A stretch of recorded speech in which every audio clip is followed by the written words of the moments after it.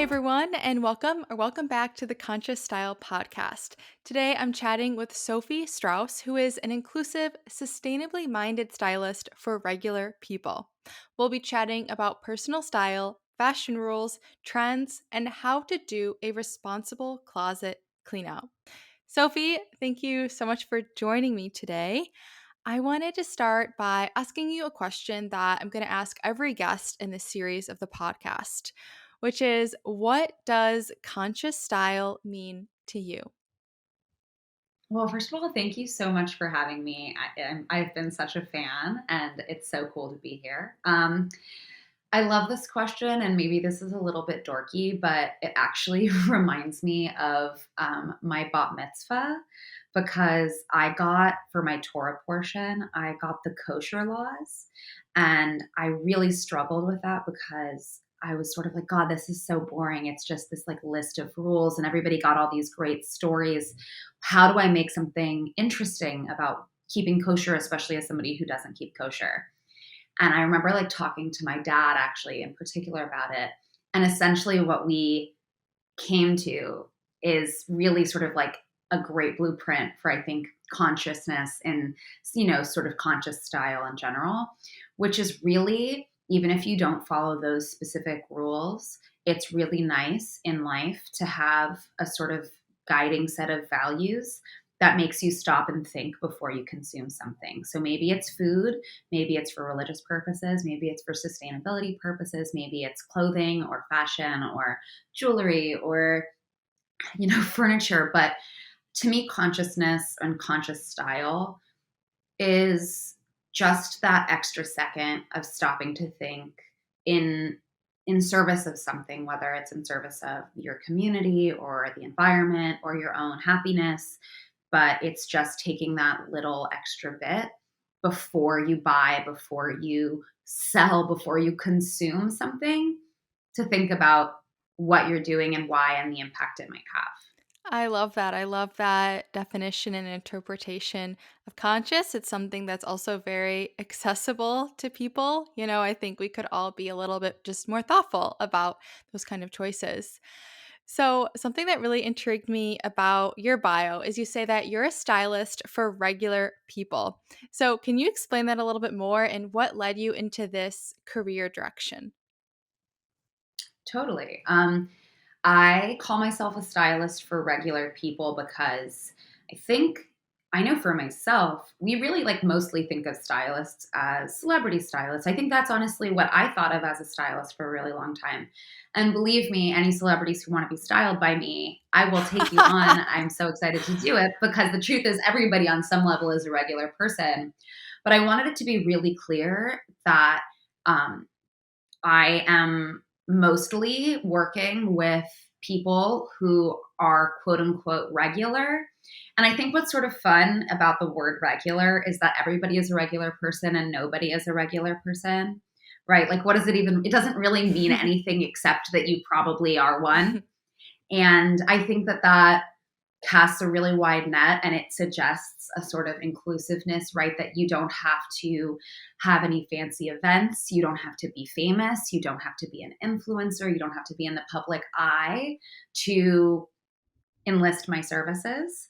And I think I came about that as a career really organically. I was a musician for a really long time. I guess I'm still a musician in many ways, but not professionally. Um, but I think in like a lot of ways, I was always like a regular person stylist. Since I was really, really, really little, my friends would come over, and I feel terrible in hindsight, but like, since I was like 5, 6, 7, and they'd like want to like, can we watch SpongeBob and, like, I don't know, go run around in the backyard. And I'd be like, or I could dress you up in mine and my mom's clothes and like do your hair and makeup and really like style you. And my friends would be like, oh my God, Sophie, we can't do this every time we hang out. But that morphed into just like being somebody who always really appreciated fashion and self-expression, mostly as like a way to feel like myself and whatever version of myself I wanted to feel like that day. And in the last couple of years, I sort of had noticed that I became the person who, when my friends had a new job, or maybe their body had changed, or maybe their like gender presentation had changed and they were, you know, realizing or coming out as trans and wanted to experiment with how they dressed or wore makeup, or maybe somebody, you know, had a big event, a birthday, a this, that, or the other thing, a wedding, that I was always the person that they would reach out to say, hey, like, do you have something I can borrow? Can you help me figure out what to wear? Can you take me shopping? Can you find a couple things online? And it was like this realization that that's actually something that for I think the majority of people can be quite stressful and overwhelming for a whole bunch of reasons that I think are really, really valid. And I happen to be somebody who actually finds like 99% of that process not just not stressful, but like actively fun and interesting and rewarding, right? I love the hunt. I love going through a crowded department store or a super crazy thrift shop, right? I love the infinite scroll online of some place and trying to find the gem in it. And so I sort of like floated it out there on Instagram, just being like, is this something people would pay for? And so many people were like, yes, absolutely. And so I just started doing it. And it took off in this way that I just like never could have imagined and has expanded into so many different facets of like people's lives and you know what the places where how we dress come up, which is pretty much everywhere. And I think people don't always realize Mhm. that. Um, and then as I did that, I also became really aware, not that I wasn't before, but right, what does it mean to have a job in an industry um, that, for the most part, is really, really pretty horrible for the planet and really unsustainable and sort of rooted in like overconsumption? And how do I like reconcile with a lot of imperfection, Mhm. right? This job that's sort of loves clothes and fashion and new things and exciting things and that feeling of a great new outfit with wanting to also be conscious and thoughtful about the impact on people, on the environment, on the, you know, whatever, on the well-being of everything, right? So that's sort of where I started to get into dabbling in understanding what it might be mean to be a sustainable stylist. I don't really claim that as like an identity as much as like an action that I try to take as often as possible, Mhm. with tremendous imperfection.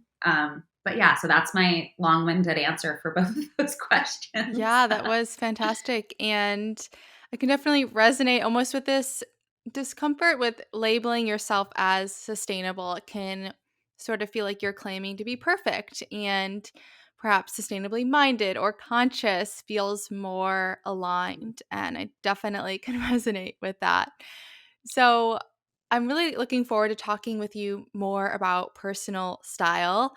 And something else I really liked that you have on your website is that other stylists teach you how to dress like them. I'll teach you how to dress like you. So, can you delve into that a little bit more and share what personal style means to you? Absolutely. And I also want to say I sort of came up with that catchy slogan and then was like, I really don't want to be like shitting on other stylists who are, there are so many just like amazing people out there doing really cool, thoughtful work.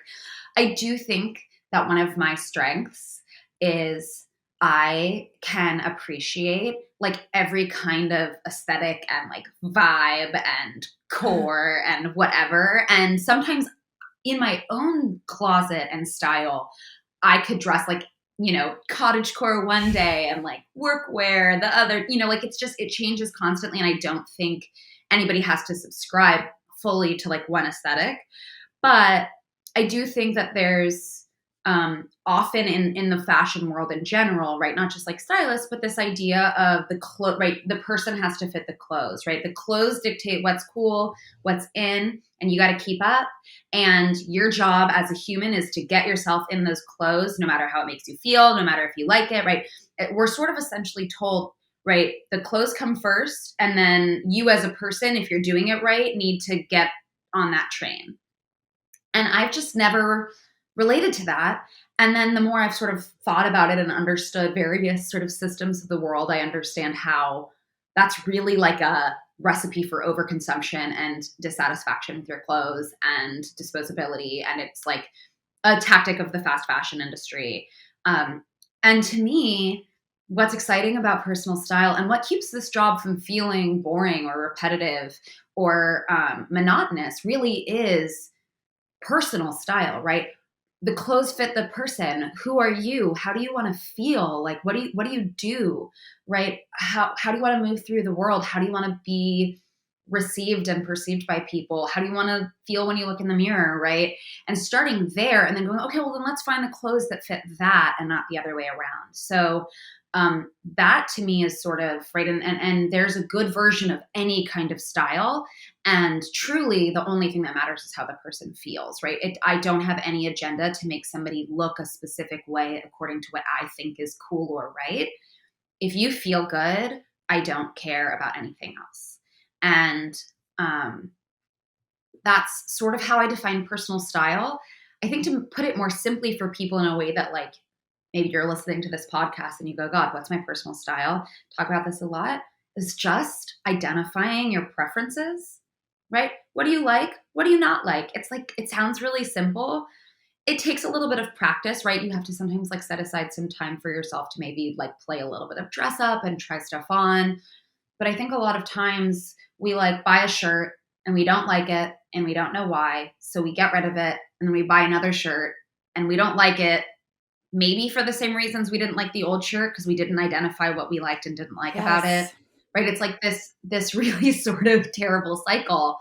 I have this analogy that I use for this cycle of like preferences and I think in the fashion industry or sort of in terms of personal style, not knowing our preferences with like food.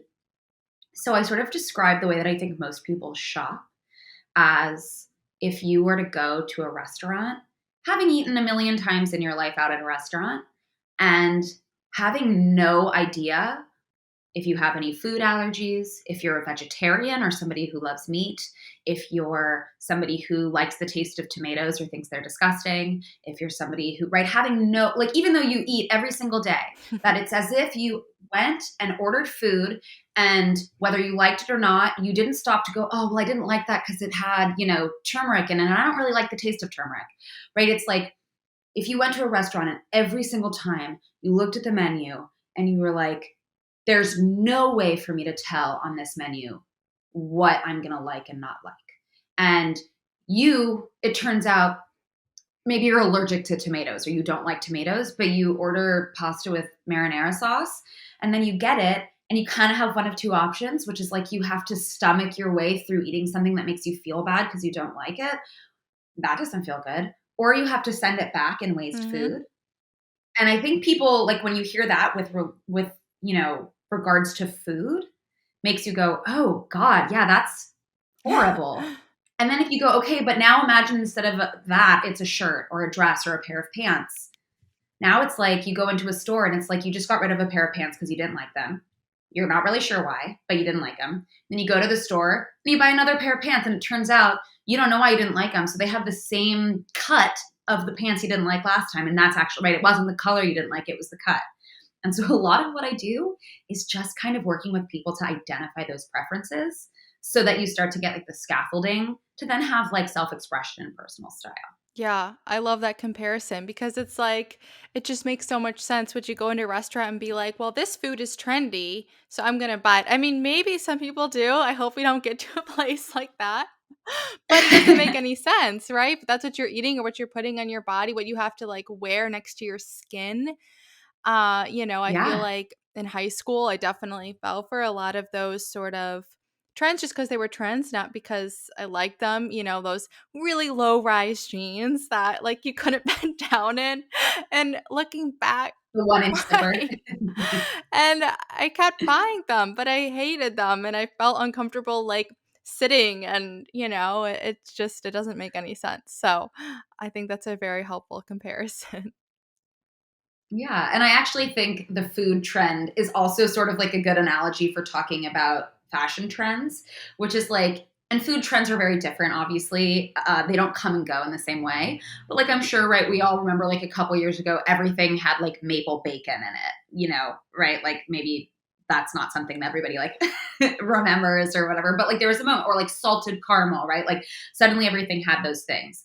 And that's the sort of thing where it's like, if you like maple and you like bacon, then hell yeah, order something like try that new thing, that the donut that has maple bacon on it. You probably like it, right? Like that's a trend that's probably for you. If you're like, I keep kosher, or I hate the taste of maple syrup, it's way too sweet, then you don't have to try the maple bacon just because it's trendy. And I think that's really similar to clothing trends, right? Trends aren't inherently bad because they're fleeting or they're trendy. There are certain, right, like right now a big trend is like the chunky Oxford or chunky loafer, Mhm. right? Like with a big lug sole.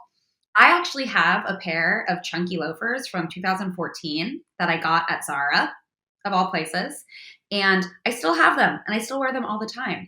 And they were trendy then and they're trendy now. I've worn them every year in between because I like loafers. They're like a croc print. I like the croc print. They're chunky. I love a chunky shoe, right? I know that about myself. And so even though it's a trendy thing, for me, I can recognize it as a forever piece because I know my preferences. Yeah. And I love that because that was a question that I had for you, which is once we sort of get more clear in our personal style, like how do we engage with trends? Should we be afraid of trends? In the slow fashion movement, it's all about like personal style over trends, but is it feels like more of a nuance or a balance because there might be some trends that genuinely fit in with your personal style. And I feel like, yeah, a telltale sign is like, would you keep wearing it once that trend is gone? Yeah. And I think there's the question is really why, right? Why are you reaching for that trendy piece, right? Why are you drawn to buying it? Is it because like Kendall Jenner wore it and you want to be cool and you're feeling uncomfortable and uncool?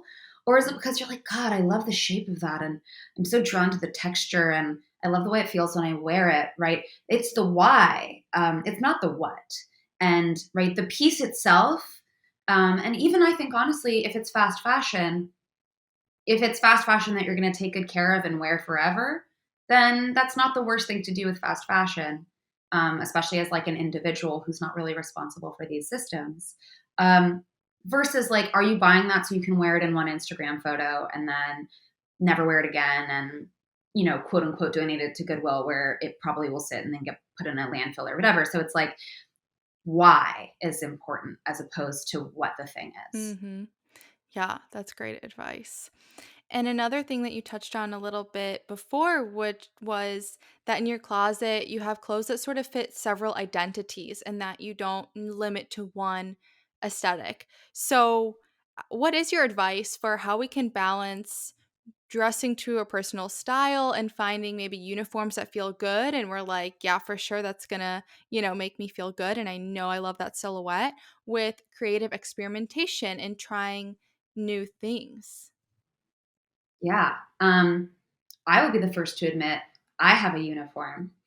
Um, it's not the uniform that I think we're like told is the go-to uniform in, fashion magazines or on Instagram, right? My uniform is not a neutral chic little black dress and, jeans and a white t-shirt, though sometimes it might be.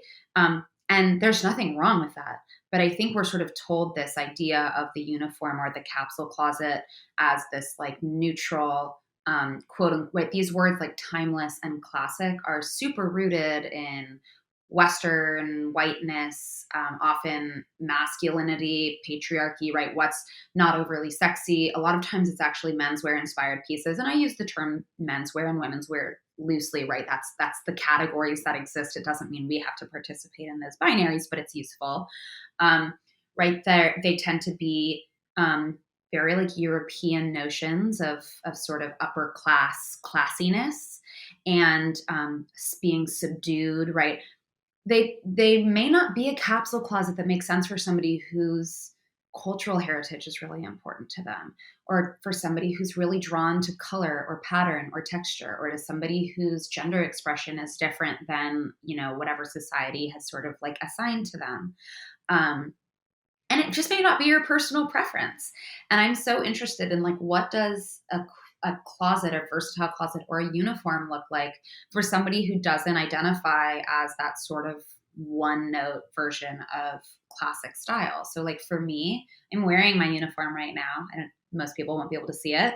I have kind of like baggy striped pants on, but like I would say my uniform, and I've actually been wanting to do a video about this, and maybe I'll have done it by the time this comes out. But my uniform is like generally like a really oversized, bright vintage t-shirt, a belt, like kind of baggy vintage pants or jeans or trousers, and like boots or Birkenstocks or Converse. So it's still totally uniform where I'm like, oh, I have to run to this thing. What do I know I'm going to feel good in? But that I'm also going to feel like myself in. And I think that's something that's really nice for people to find as well. There's nothing wrong with having that uniform as long as it's a uniform that makes you feel good. But the flip side of that, right, is like there are times where I really want to have fun with what I'm wearing. I want to push myself out of my comfort zone. And my biggest advice for people to sort of figure out those outfits and to figure out your personal style in general is to play dress up. Give yourself an hour or two every couple months, maybe, right? Where you don't have anywhere to go. You're not rushing out the door to get to dinner or to a concert or to, go out with friends. You're just kind of hanging at home, and you try on a bunch of outfits, and you try on a shirt and, well, what if I wear it tucked in, or if I roll up the sleeves, or what if I add a belt, or what if I wear it with a necklace and these shoes or those shoes or these pants or this skirt or this dress over it? Is that weird? And I tie it up and I layer a vest on top of that. Is that crazy or is that awesome? Mhm. How do I feel? And pay attention to what you're liking and not liking. And for some people, that's like literally like take some selfies of those outfits so you remember them, so that when you do have that dinner you're rushing to after work and you have 20 minutes to get dressed, you open your phone and you go, oh yeah, I loved the way I felt in this. Maybe you're that kind of person. Maybe you're somebody who enjoys the little bit of like the experimentation. But I think that's a good way to like unlock your creativity in a safe place that doesn't have the stress and pressure of trying to go out in like 20 minutes. Because I think what people tend to do in those 20 minutes is either they reach for the uniform, which is comfortable, but maybe feels like a missed opportunity to wear something that makes you feel special, or they reach for something unusual and outside of their sort of uniform, but something that they haven't really played with yet. And they end up sort of tugging at the outfit all night, feeling a little bit uncomfortable and unsure of it because they didn't give themselves the space to identify how to make that exciting outfit line up with their preferences. And so playing dress up is my advice for that. Yeah, that's great. And I can definitely relate to that. I do like daily conscious outfit of the day Instagram stories, or try to do it daily. And even if I don't stay in that outfit all day, it's a push to like try something new, restyling the clothes that I have, and just figuring out, sometimes I just repeat an exact outfit, but other times try to like experiment. And then it's like, yeah, when the time comes for a special event, I'm like, well, I already figured out that outfit. Like, I have these three outfits that I loved, but I also had some that I didn't really like that much, but it was not a problem because I was just posing in front of my mirror. Exactly. It's really useful. We touched a little bit on this with like so-called classics or uniforms, but I thought it would be interesting to talk more about these rules when it comes to style or fashion. And we've all heard them, like, don't wear white after Labor Day, don't wear mini skirts after a certain age, all those sort of things. What are some of these styling rules that you think are problematic, or maybe just like unhelpful and limiting? I honestly think all style rules are problematic and unhelpful. Um, I think that as humans, we really actually want rules, because it's comforting, right? We want structure. And I think for a lot of people, where getting dressed is so like triggering or stressful, that the idea of just having somebody say, this is good and this is bad, can be nice, right? It feels simple and clean. And for some people, that really does help them. And I like can't really deny that. But I think that for most people, we actually end up moving past that and wanting some nuance Hmm. and wanting room for our like individualism to come through.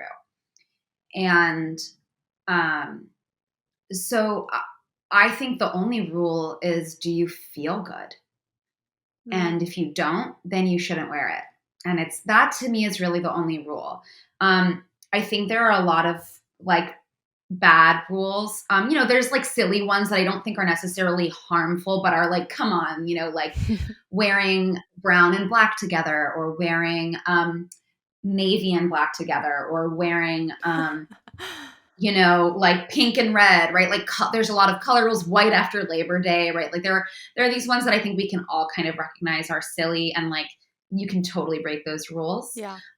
But there are actually a lot of rules that are like super rooted in either like misogyny or racism or fat phobia, transphobia, right? All of these things that, whether or not we realize it, right? There are sort of, for example, rules about professionalism that are like a lot of the time like really like racist, right? It's like, and we know this with like hairstyles, right? Wearing your hair in like dreadlocks or braids or like in natural curls can be seen as like unprofessional, when like really that's not a rule or a dress code of professionalism. That's like an anti-black rule, right? Hmm. We see a lot of fashion rules that are super anti-fat, right?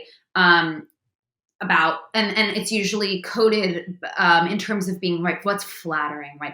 You always have to accentuate your waist. You can't wear horizontal stripes, but you have to wear, right, everything. I don't even think we always realize it, but even the question of whether or not something looks good on you is almost always a coded way of asking if it makes you look thin. Hmm. And so I hate that. And it's also something I have to check for myself all the time, right? What am I telling people? And also knowing that everybody like is on their own journey of how they feel about their relationship with their body, and that sometimes people really are struggling. And it's okay if somebody wants to, right? If somebody is like, yeah, but I really want to accentuate my waist and have that sort of hourglass figure, I'm not going to tell them, no, that's like not socially, woke. It's like, then fine, right? I want to go with that. But at the same time, I think like I have a lot of clients come to me and originally ask, like this comes up all the time, wanting my help for them to dress for their body type. And I have to kind of say, like, I so hear you on that. That is not a real thing. And I know that's kind of scary, but there are no rules about your body type that dictate what you need to wear. So I like to talk about proportions. There's the proportions of your body, and there's the proportions of the clothes. And I like people to understand proportions in a like zero, like not moralized or value, like sort of like, I guess, value weighted sense. So, right, you don't have to make yourself look bigger or smaller in any place that you don't want to, and there's no right or wrong way to do it. I just want you to know objectively, right? If you're like me and you have a large bust and you wear a shirt that has a puffy collar and puffy sleeves, you have a top heavy body proportion, and then you also have a top heavy clothes proportion. And so you're going to have an outfit proportion that is really concentrated on the top half of your body. And sometimes you might be like, hell yeah, that's exactly what I want. And it looks so cool and artful and architectural and interesting. And sometimes you might be like, no way, that's not what I want. It makes me feel a little bit imbalanced and self conscious, and I don't always feel comfortable with my chest. So I want to draw attention somewhere else. Both of those are valid. And I just think it's like understanding those proportions so that you get to decide. And there's no right or wrong answer. You just should have the tools to do what you want. And that's really, like, to me, the only quote unquote rule that I subscribe to. Yeah, it's such an interesting way to put it. Like, just bringing awareness around what a proportion looks like and maybe does visually. And sometimes you might want that, sometimes you might not. And your point about the professionalism brought up an article that I recently read in the New York Times about sort of like how Gen Z is challenging these work dress codes. And it was following this one woman who was wearing crop tops to work. And I thought it was a really interesting piece, and I dared to venture into the comment section. And people were like, even, and women were saying, we worked so hard to get, equal treatment in the office, and these young girls are just totally ruining it by dressing club clothes to work. And it was just, I was like, I can't scroll through all these comments. Like, it's making me kind of angry. But it was Yeah, interesting to see sort of people's different viewpoints on that, and sort of reflect on that and what that says about our culture, that how we dress influences whether we'll be taken seriously or not, for better or for worse. So, it totally impacts how you'll move through the world. And I think some people get, I also, generally speaking, think that the sort of closer you are to privilege in any direction, the less you have to think about that. mhm, The less your life has been charged with a sort of like visceral awareness of that reality. Um, and that is both its own privilege and a prison. Like I have a lot of like cis white male clients who also feel really like limited in what is available to them, right? Like if you don't want to wear like khaki, navy, black, or olive green, like you have to like look on the outskirts of the internet to find clothes that feel okay. And then if you wear them to the office, you actually stand out more perhaps than like a woman might stand out in a similar outfit, right? So mhm, all of this stuff is sort of a prison. And um, I think about what you're talking about in the comment section, right? And it's sort of like, you have to ask yourself, like, what's the future we want? And this applies to anything, right? It's not just to style or fashion, it applies to anything. But are we like desperately fighting for our half of a poison pie?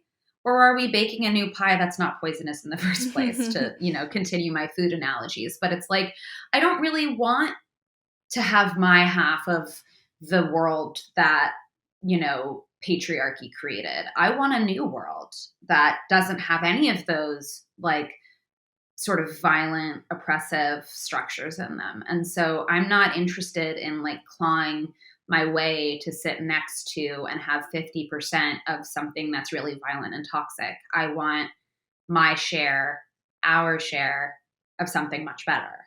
mhm, mhm. Yeah, this brings up something else that I've been thinking about, which is that this assumption that if you dress in a way that shows skin or shows off your body, it's presumed to be dressing for the male gaze. And or we see like the man repeller, who was really big years ago, dressing really like in loose clothes, mismatched prints, maybe. And that was supposedly like repelling men. And it's just interesting to me, like, can we not dress in a way that we feel good in our body that maybe does show some skin? Why did that just for us, or just for people just in general? And not, why does that have to be for the male gaze? Why is that assumed? It's very interesting. Right. Totally. And I think we're also all living in these systems, right? Like, and we can totally remove ourselves and we can live in constant rejection of it. We can do our best and sort of know that we probably fall somewhere in between all the time, where we're dressing a little bit in a way that feels really liberated and a little bit in a way that feels like we're hyper aware of our place in society. Um, and I think that I try to have as much compassion and generosity for people who like have the right to choose their place on that spectrum and what feels comfortable, right? Like, um, I think about trans clients where it's like, as a cis person, I might want to be like, you should wear exactly what you want all the time in the most expressive and out there way if that's what you want. Mhm, But sometimes for a trans person, what they want is to feel safe on the bus, mhm, right? And sometimes that might not mean being like fully themselves in a way that like I as an outsider perceive as them being true to themselves.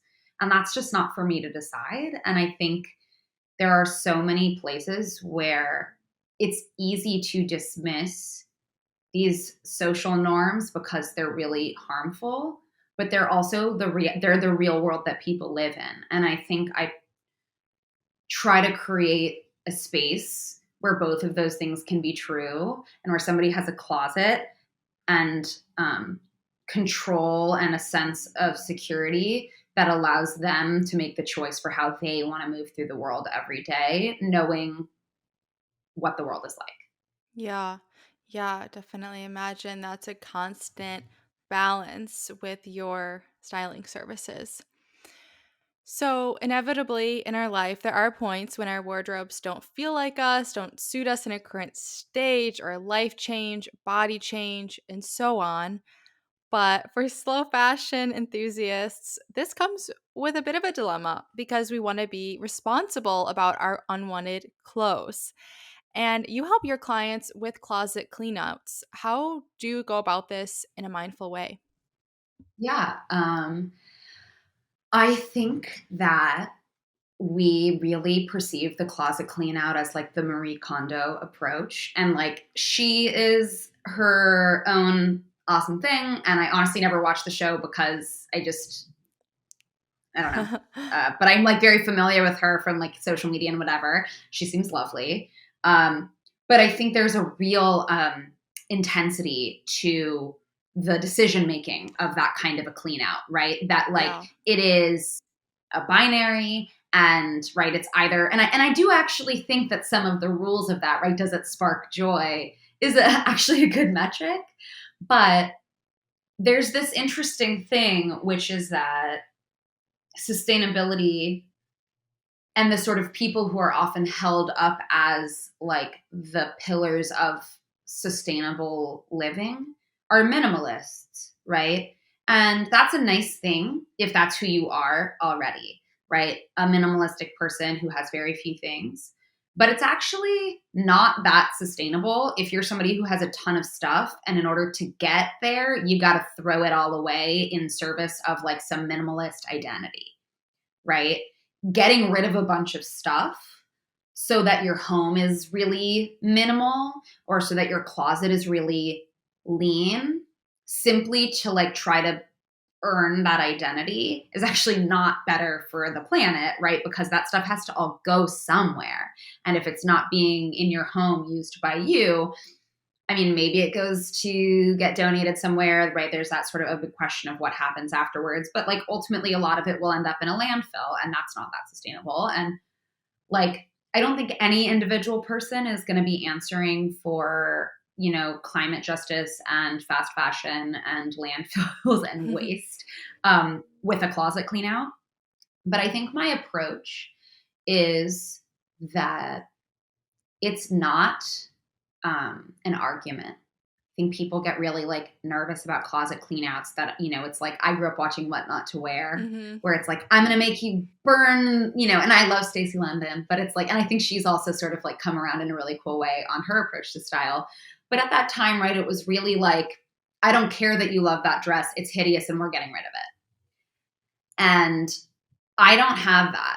I'm not I take the same approach as I do with my styling, right? So it's like, it's not about whether or not I like a piece, right? If you're like, I wear these pants, even if I think they're dated and they're not cool and I wouldn't personally wear them, if you wear them, my God, you should keep them. What a gift, right? To have a pair of pants that you wear. Love it. If you tell me, right, and I actually find that the closet clean out, the easy part is there's the stuff that you wear all the time that you know you like. Great. We're not touching it. It's not even a discussion. It's not going to come up. If you say wear it, love it, keeping it, great, done. No Hmm. question. If you have something that you're like, I never wear that, I don't like it, it makes me feel terrible, and I want to get rid of it in some capacity, what we do with it is the next step, and I can talk about that in a second. But Hmm. great, that's not a question. The thing that we really focus on is the stuff in the middle, the stuff that's been in your closet that you haven't really gotten rid of because you do like it, but you're just not really sure how to wear it and you never reach for it. And that's where I focus in a closet clean out. We sort of identify all of those middle ground pieces, the ones that don't necessarily spark joy yet, but aren't an absolute no. And people always have those in their closet, right? I do really like that. I just never wear it and I don't know why. And we identify those pieces and then we try them on, right? And it's like, Oh, okay. I think you probably don't like that because the length is hitting in this spot. I'm wondering, what if we belt it so that it just hits a little higher, right? And then suddenly people go, oh my God. Or, oh, that top is great. I'm not sure the pants you've been wearing with it are feeling comfortable, or maybe the colors are feeling a little off. Let's try, what if we try it with these pants? And what if we roll up the sleeves so that it's not so long, right? Like there are just these tiny things that we'll do. And 9 times out of 10, it's like cheat codes to outfit building where it's not, we don't even have to go through the whole thing, right? People suddenly go, oh my God, I see this thing that we're doing. And I'm recognizing what makes me like and not like something. And this shirt it's just a question of how I've been styling it. And if I wear it with these pants instead of those pants, I love it. And we end up actually like the goal of a closet clean out for me, we end up getting rid of a lot of stuff ultimately because people tend to have a lot of, right? Like I actually just did a closet clean out where the person had like in the pandemic been doing a lot of like late night eBay purchasing Mm, and, being like, oh my God, I can get 10 of these shirts for $5. I'm just going to do it. Right. And it's like, right, they were just shirts that she was never, ever, ever wearing. And it was like, she didn't like them. She never wore them. And that was something where it was sort of a conversation like, hey, that purchasing impulse has to shift, right? Like that's not a sustainable or healthy or like fulfilling, right? You're not happy with that. You clearly, that is not, let's not have that be your purchasing process anymore. And that was really the conversation. Um, but like ultimately, my goal is to make the things that are already in your closet work. And sometimes we also end up identifying a couple holes, right? Oh, you're missing, you don't, all your pants are blue. Let's get you a pair of green pants or white pants, right? Whatever. And what's interesting is sometimes buying one or two pieces makes it so that 20 pieces in your closet that you don't wear become wearable because now you have the right pants or the right boots or the so hmm I really think about it in terms of actually having like the sort of secret goal of making you not get rid of that much stuff, hmm and instead breathing new life into what you've already got. But then ultimately, people always have stuff that they get rid of. And honestly, it's a question, right? What do you do with those? I'm actually about to be hosting a clothing swap, and I hope to have that be sort of an ongoing thing that I do, hopefully in various cities across the country and not just in Los Angeles where I'm Cool. based. I think that's a really great way for people to extend the life of clothes that they're no longer wearing. And they don't need to go to some professionally hosted clothing swap, or you can have one with your friends. Everybody brings 2 to 10 pieces of clothing and you kind of lay it all out and you get some snacks and everybody tries stuff on. It can be right. So some of my favorite clothes have come from clothing swaps. And I think that speaks to the realities of personal style too, right? Something that isn't right for you may be amazing for me. And so that's a really great way to both have a sort of sustainable, circular, like fashion cycle. Then I think beyond that, looking to organizations that are sort of like really doing things with clothes. I think before you go to like a Goodwill or something like that, is looking for like organizations that maybe have like a free rack and a community hub that has unhoused folks who maybe need some clothing, or working class mothers who could use professional clothes if that's what you've got, right? And that's a place where people can actually access those clothes. Here in LA, I know a bunch of places that do that. One of them is Sway So Shop in Frogtown.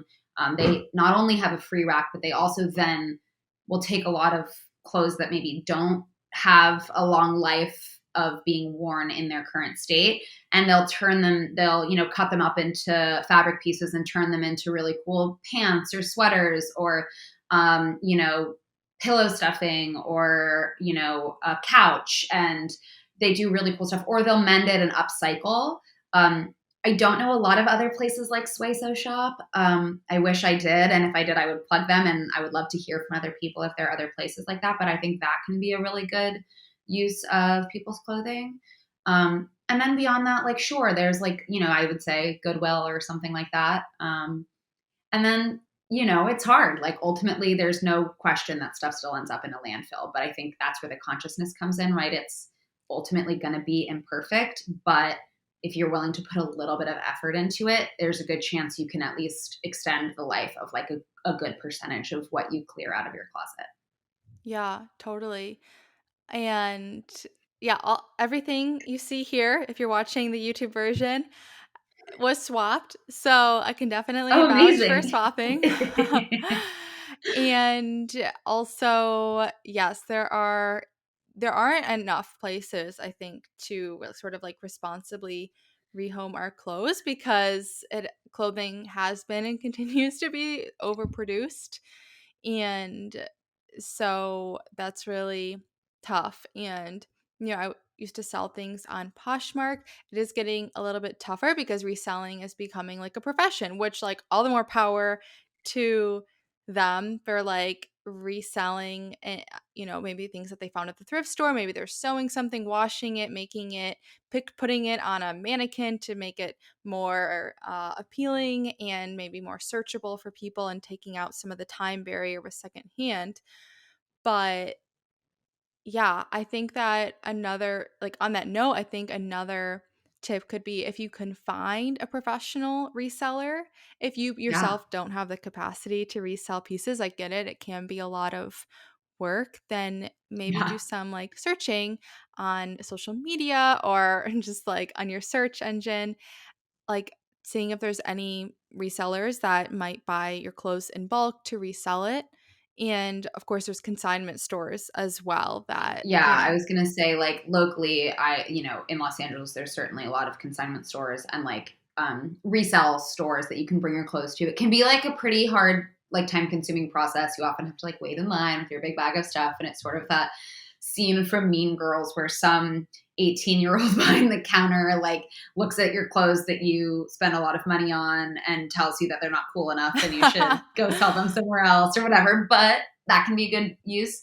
And the other thing that I like, and I think is actually quite a good, like, and at least for now, a relatively easy option is ThreadUp. I don't know. Mhm.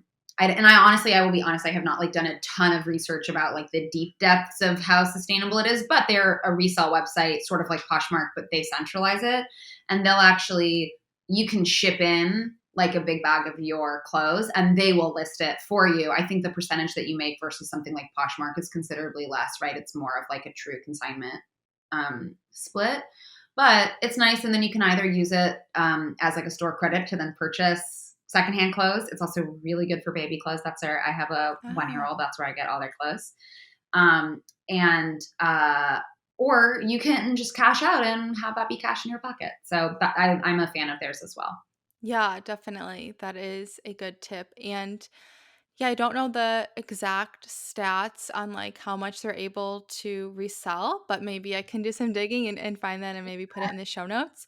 But I believe it was the Real that said that they resell like 100% basically of what they get in. And I think that like that's authenticated, and actually legit because they do get fakes. But I think that's really interesting in terms of thinking about resellability. Like also when we are buying pieces, whether it's secondhand or firsthand, the more you sort of like look in the secondhand market, you can see what has resale value. And I'm not saying we all have to buy only designer stuff because obviously Yeah. that's not accessible No. to everyone. But I do think it is interesting to think about like what brands and styles and designers are hold more value. I was actually at the Real yesterday with a client Oh, who, and I use the Real all the time. I think there's always questions of how legit the stats that a company self-reports are. But I do know true. that they sell a lot of their stuff only because there's so much stuff I've favorited and I feel like it's really weird. And then like the next day it's gone. So I really do think they sell a lot of it. But and there's always the question of like, okay, but how sustainable is their shipping and their packaging and blah blah blah, and is it really? And the truth is, I think we have to also remember, right? Like we're not buying or selling ourselves out of a crisis. That is one piece of this sort of like, I'm going back to a pie analogy. It's a different pie analogy, but like that's just like one piece of the pie here is like, okay, when it comes to individual choices, can we make pretty thoughtful ones as much as possible? But ultimately, right, like if that's just within the system that exists. So really, I think a lot of the meaningful change does come from looking to change those systems in the first place through collective organizing, through community alternatives, like, I mean, honestly, like massive clothing swaps, right? Sort of stepping away from these systems of purchasing and selling, but actually sort of going, okay, what does it look like to not participate in that? And then also things like, right, standing with labor organizations and labor unions and the workers who actually, you know, do the sewing, right? The garment workers, the retail workers who sell these, sell us our clothes, and what does it look like to, advocate for legislation or system changes to how fashion is sold and how these corporations are regulated in the first place? Because if what we sort of depend on is like for, Shein or Amazon to have the right, the CEOs of these companies to have the moral, realization that they need to do the right thing, it's never going to happen, right? It's not going to be from like consumer pressure. It's not going to be from like a couple people boycotting it and, whatever. It's really going to have to come from how heavily regulated are these companies, right? What are the massive, you know, regulations in place that actually enforce and make sure that the priorities that we have, right? How are humans treated? How is the planet treated? That those priorities are being upheld. And right now we live in a country, in a system where those aren't the priorities, right? The priorities are profit. And so uh, I that's where the work, right? Everything else, the secondhand selling, whatever, is like absolutely worthwhile, right? I don't think it's an either or, it's a yes and. Mhm. Like you got to do both as much as possible, but also knowing that we're all imperfect and we've all got, our impulse buys and our fast fashion this, like that's okay. It has to be, because ultimately, even the world's most sustainable individual, like congratulations to you and to whoever that is, right? But ultimately, that's not changing systems. Collective organizing, standing, grassroots organizing from the ground up to change the way that, society prioritizes people and the planet. That's where the change happens. Yeah, and I love that you brought that up. I will link to an article on fashion legislation that our contributing writer Stella wrote. Stella will be updating it for 2023. So it should be an updated version by the time this episode goes live. Oh, So you can, yay. like, yeah, stay updated on that. And I feel, yeah, we'll also add links for how people can maybe get involved. In some cases, there's opportunities. If you own a business, you could endorse certain legislation, like the Fabric Act is one in the US that is looking for people to endorse. And there's like petitions that you can sign. There's actions like you can, whether, it's something that's currently in the Senate in the US or in some other sort of system in the EU. I'm not Yeah. familiar with their like political structure, but based on sort of where that legislation is in the political system, you can email the proper like representative. And that information is available thanks to some of these, yeah, amazing grassroots advocacy organizations. So we'll definitely make sure that article is linked for you all to look more into that. Sophie, this was a fantastic conversation. I learned a lot, got a lot of like just different perspectives and thoughts flowing in my head. And I just really appreciated everything that you shared today. I do have one final question for you that I ask every guest that comes onto the show, which is, what would a better future for fashion look like to you? It's actually really funny. I think my answer to that question is really inspired by a different one of your episodes that I actually do think was a Stella episode, but I could be wrong, which was the sort of like alternative business models Yeah. to, I think that's the episode title. I don't Yes. want to, Yeah. The don't hold me to 7 it. alternative fashion business models. Yeah. But I think what I was really struck by there is the optimism of it, and that it's not anti-fashion and it's not anti-expression. Um, I think a better future for fashion is one where the main focus is self-expression of both like the creators and the wearers, right? Whether that's, a sort of cultural expression, a personal expression, whatever that is, right? That that creativity is the point. Um, Sustainability, right? That, but that at it only can come if there's no harm caused, or very, very, right, that at the same time, right, that creative expression is not more important than the workers' rights or the state of the planet, right? That those things have to be sort of equally prioritized, and that profit is not a priority, because that's really what we see, right? Profit is not a friend of creativity. It's not a friend of self-expression. It's not a friend of us feeling better about ourselves. It's not a friend of workers, and it's not a friend of the planet, right? And right now, the only fashion model that we really like, the mainstream sort of fashion business model, is one of profits over everything. You'll have investors who need to make money. You have CEOs who need to, right? Everybody wants, and it's not about not making money, right? It's not about not making a living, not being compensated for your labor. It's not about that, right? It's not, oh, well, we should all do it for free. It's that the point is expression, connectivity, community, beauty, um, culture, and sustainability, and humans, right? The human wellness, not how much money you can extract by extracting resources from our planet and from human beings, um, which is what it currently is. And so I think a better future for fashion is one where the priorities are flipped, right? That creativity and expression is not an afterthought or a byproduct of people scrambling to get profits, but it's actually the point.